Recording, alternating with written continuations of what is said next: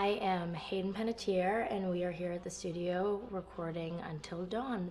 My name is Rami Malek, and I play Josh. My name is Megan Martin. My name is Brett Dalton. My name is Antonella Lentini, and I played Hannah and Beth. My name is Jordan Fisher, and I play the character Matthew, Matt for short. I'm Nicole Bloom, and I play Emily in the game. My name is Noah Fleiss. I am Galadriel Steinman, and I play Ashley.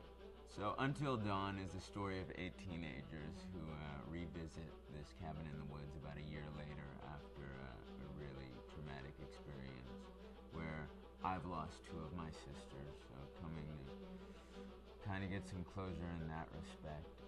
One of the things that Larry does really well is make these multi-layered characters, and I think for just the story in general, it follows the quintessential horror film plot lines, but the characters are so unique in themselves, and I think that's very cool. Oh, yeah, this was the right thing to do. What? You know, getting everyone together on the anniversary. I mean, Josh seemed really pumped about us all doing something, didn't he? Yeah, no, he definitely did. I haven't seen him so excited about something in forever. Good, good.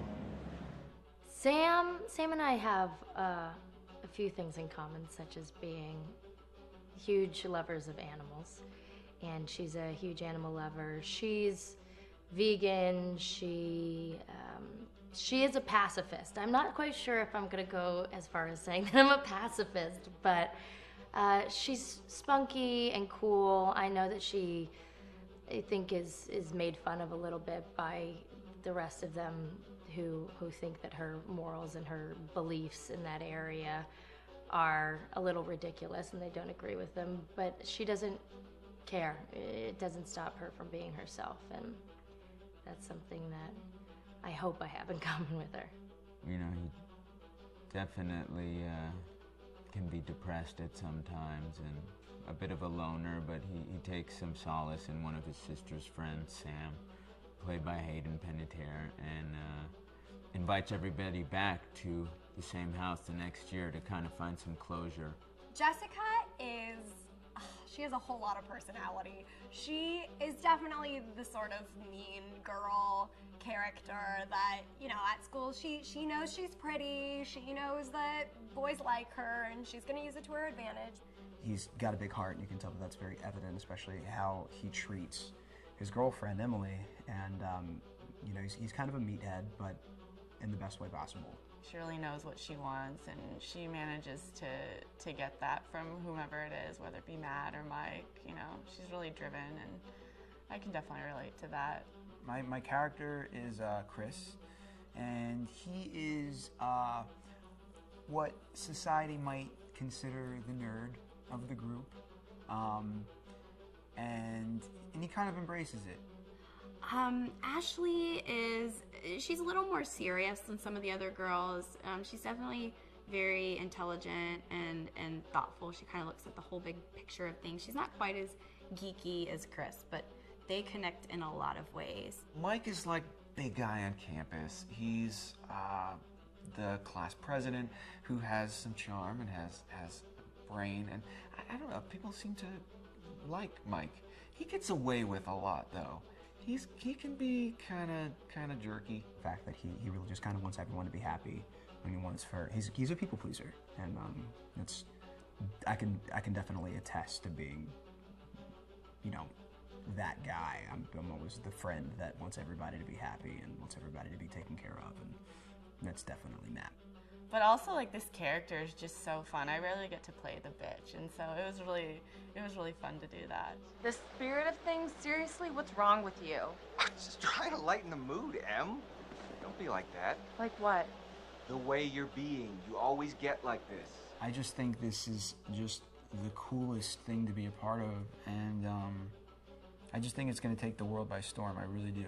I think this genre is the wave of the future, and I think that once people see the potential behind it, of getting to interact with the drama that you're witnessing unfold in such a realistic way, that this is how entertainment's going to be from now on. Hi, this is Lee Robinson, production designer on Until Dawn. The production design for Until Dawn started with the great teen horror script, that sets the characters in a Canadian winter mountain lodge, being a contemporary setting with visual clues derived from classic films of that genre, such as Hitchcock's Psycho and Stanley Kubrick's Shining. The storyboards are vital to the production design, as it allows the designer to understand the scale of the environments to be made and the detail that would be seen to create the atmosphere of a horror. This took us into concepts that took these storyboards further, visualizing the world through the color palette, the lighting, tone and the mood, and developing key locations such as the lodge, the cable car stations, the forests themselves, the wilderness. As you can see, the environments and atmospheres change quite a bit from warm and inviting to cold and threatening. The Millionaire's Mountain Lodge was a key example. It was designed to be made from nearby stone and timber, embedding it into the landscape, with a contrasting and contemporary interior needing to be opulent and extravagant. We created dark and claustrophobic corridors with ominous and large open spaces, almost cathedral-like in size, and with huge structures to silhouette and dwarf the characters within, providing a labyrinth to explore and wander. Each character was developed with a strong visual identity in mind, with contrasting colours, tones and silhouettes to identify them, each to have their own texture, pattern and shape, so that when they were lined up you could always identify them. The costume designs allowed a range of clothes that would suit them for the cold winter weather, but also have an element of style and individualism, so that the audience could look at them and relate, recognizing themselves within them. A lady would like to cuddle up with her man by a nice cozy fire bathed in atmospheric mood lighting. Right. It'll get plenty toasty once we're rubbing up against each other. Mike, fire and mood lighting. Yes. Working with the lighting artists, we really brought the look and feel of the world together, and this required a thorough understanding of the visual language of teen horror.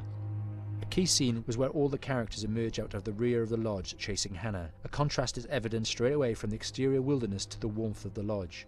The attention to character lighting here is through the bounce and rim lighting, accented colours and composition, creating characters that come from the dark into the light and back again with an emotional effect. Guys, there's someone outside. What the hell? Hannah! What's going on?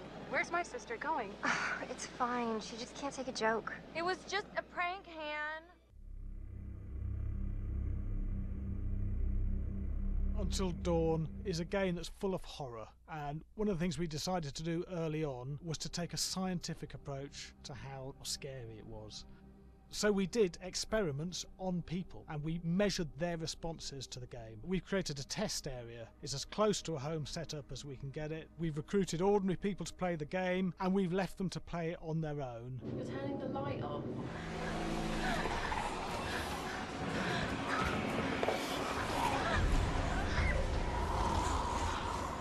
The only difference is it's rigged with cameras and microphones that relay the data through to the next room where people are watching them play.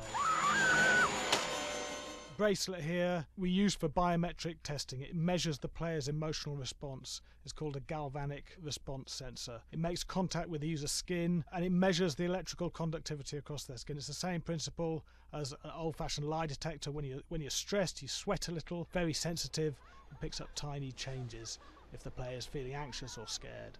That data's fed back to a testing team, it comes through as a graph. I'm so sorry.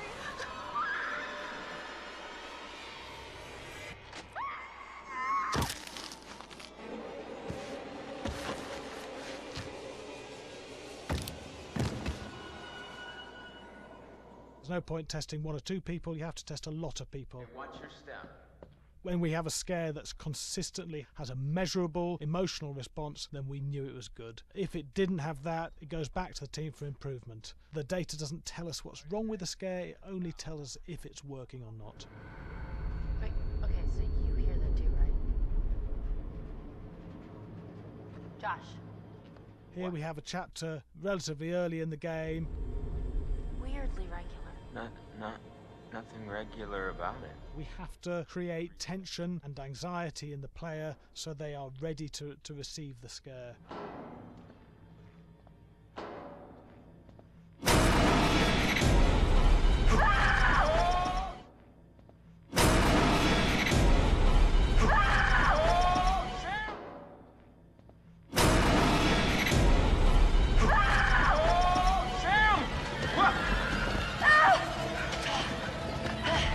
give the player time to recover, to cool down, to calm down, and then start building the tension again before we do the next scare. Hey. What? Hey. What the hell? Boom. You just got mugged.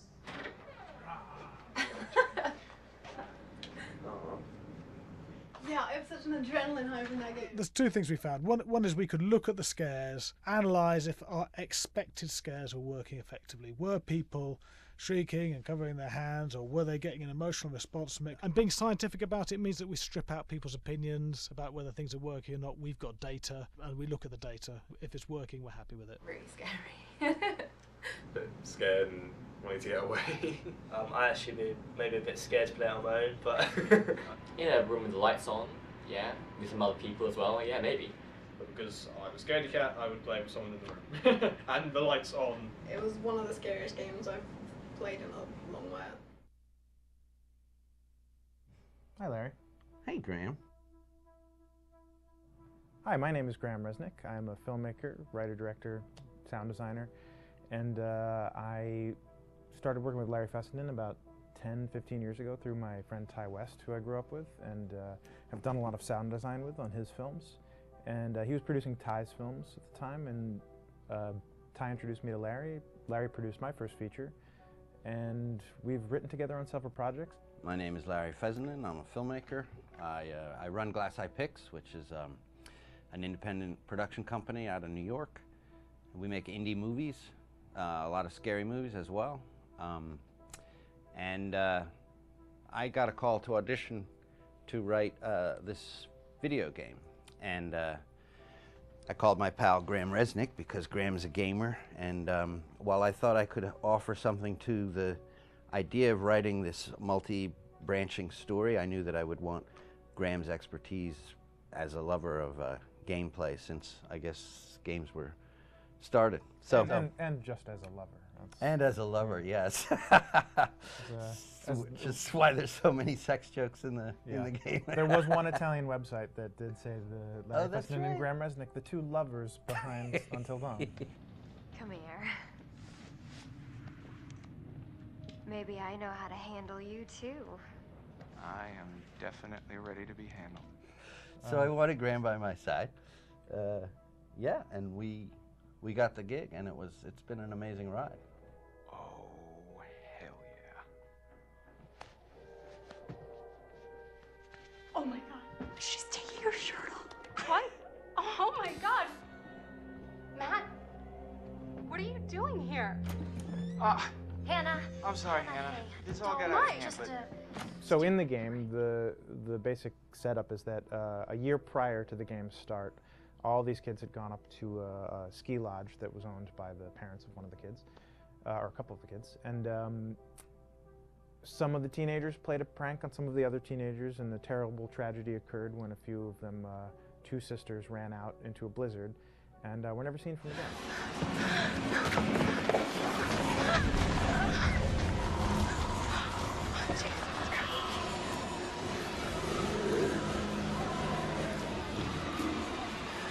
So now, a year later, this is kind of torn apart, this group of friends. They've gone through some trials and tribulations in the past year. The brother of the two girls has had a lot of psychological issues, and to kind of help him cope and help them all get over it, they all returned to the lodge a year later, back up on the mountain.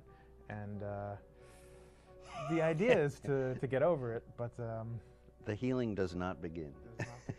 Yeah, and these kids are all trying to find themselves. They've been through a trauma, but in general, they're just teenagers trying to figure out who they are. So they're all kind of falling into the patterns, the stereotypes, the characters they see on TV and in the movies.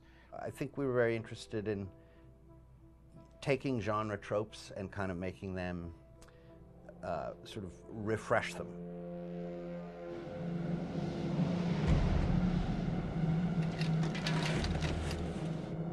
Hey, did you see that? Dad said it'd just be us this weekend. We're familiar with how slasher movies work. Most people have seen some horror movies, and we have established notions and preconceptions about the roles of the players in horror movies and how they talk and how they get killed and how they have sex. And to bring you into the game that way and then subvert a lot of those expectations was kind of our goal. They're haunted by some incident that happened in their past, which I think you pretty much figure out that that's going to have a role in their interaction. Yeah, so I think what was fun was we take some sort of stock characters and we try to give them some shape, but at least at the beginning they're recognizable in the way of groups of friends. There's, you know, the jock and the bitchy girl and the rivalries between everyone. And oh my gosh, and really fun characters too. Like we just had so much fun living in the minds of these characters through writing the script. What do you think? Jesus! You know, it was fun. I think we were looking to get that kind of banter that you see both in movies, but also that you absolutely have with friends, and sort of those inside jokes. And of course, as writers and as friends ourselves, we sort of developed little tracks, and we try to give the characters that kind of vibe.